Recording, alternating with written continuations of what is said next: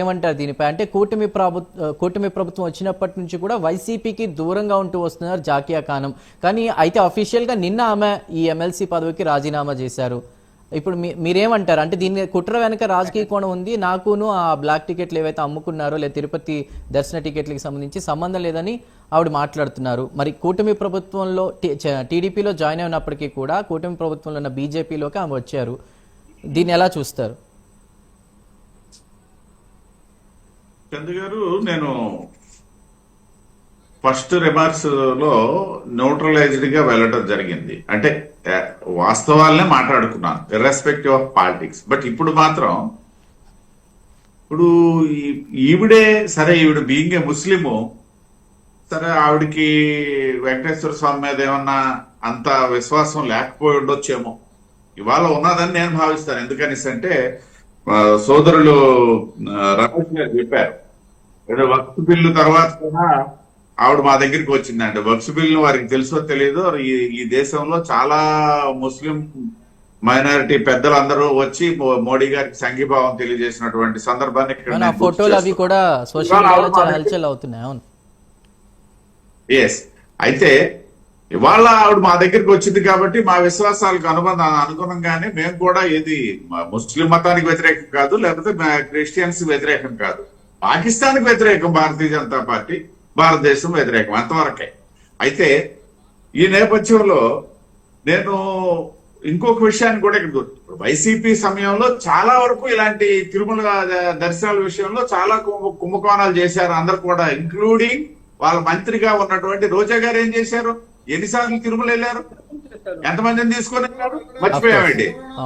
సరే, అంటే అన్ని మతస్థురాలు, నేను కాసేపు చెప్తూనే వాళ్ళు బీజేపీ దగ్గరికి వచ్చింది. ఓకే, రోజా ఆవిడ హిందూ మతస్థురాలే కదా, ఎంతమందిని తీసుకొని ఎన్నిసార్లు వెళ్ళేవాళ్ళు, దేనికోసం వెళ్ళేవాళ్ళు, ఎవరి కోసం వెళ్ళేవాళ్ళు, అలాగే ఎన్నో ఉదంతాలు ఉన్నాయి.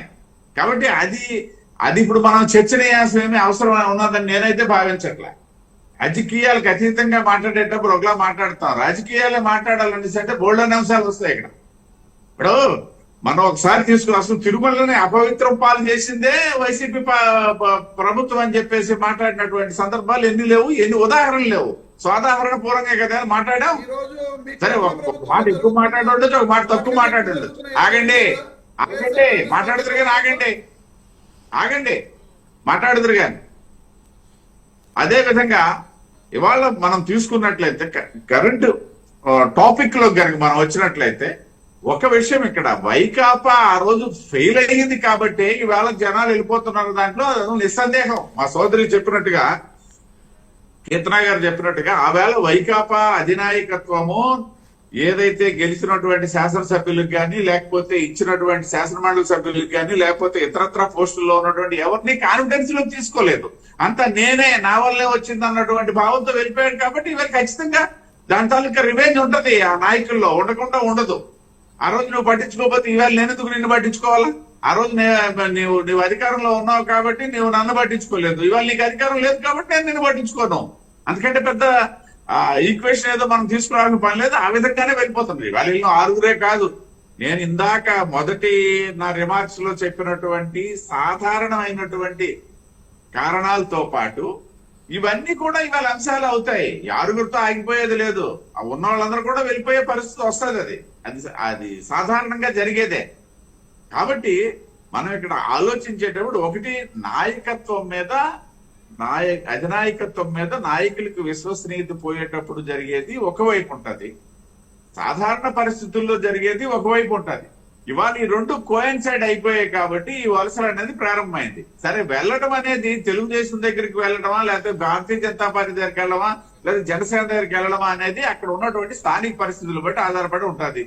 ఉదాహరణకి ఇప్పుడు ఈవిడ విషయంలో తీసుకున్నట్లయితే, ఎవరైతే ఇవాళ వచ్చినటువంటి మన కానం బేగంబాద్ తీసుకుంటే, ఆ స్థానికంగా తెలుగుదేశం పార్టీకి ఉన్నటువంటి పరిస్థితులు వేరే విధంగా ఉండుండొచ్చు, లేకపోతే జనసేనలోకి వెళ్ళాలనేసి అంటే అక్కడ ఉన్నటువంటి పరిస్థితులు వేరే విధంగా ఉండుండొచ్చు, కాస్త పూస్తో అనుకూలమైన పరిస్థితులు మా పార్టీ దగ్గర ఉండొచ్చు.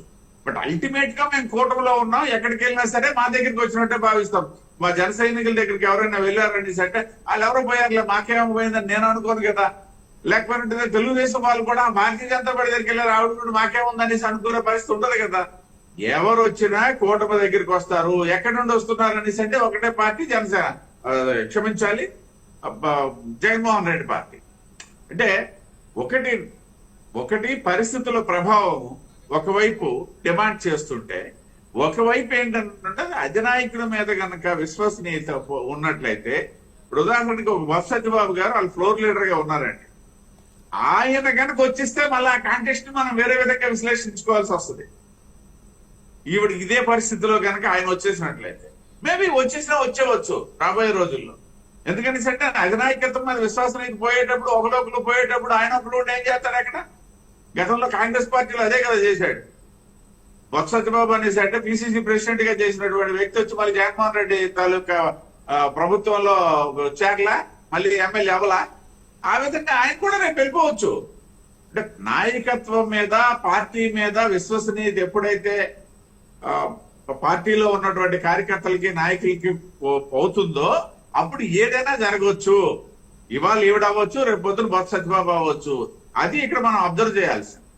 దాన్ని మనం సమర్థించుకుంటామని అంటే సమర్థించుకోవచ్చు, లేదు విశ్లేషించుకుంటామంటే విశ్లేషించుకోవచ్చు. అది వాళ్ళ ఇష్టం. అది వాళ్ళు సమర్థించుకుంటారా, విశ్లేషించుకుంటారా అనేది వాళ్ళ ఇష్టం, వాళ్ళ నాయకత్వం. వాళ్ళు రేపు రాబోయే వాళ్ళ పార్టీ భవిష్యత్తుకు సంబంధించినటువంటి ఆలోచనలు వాళ్ళు చేసుకుంటారు. మాకేం సంబంధం లేదు.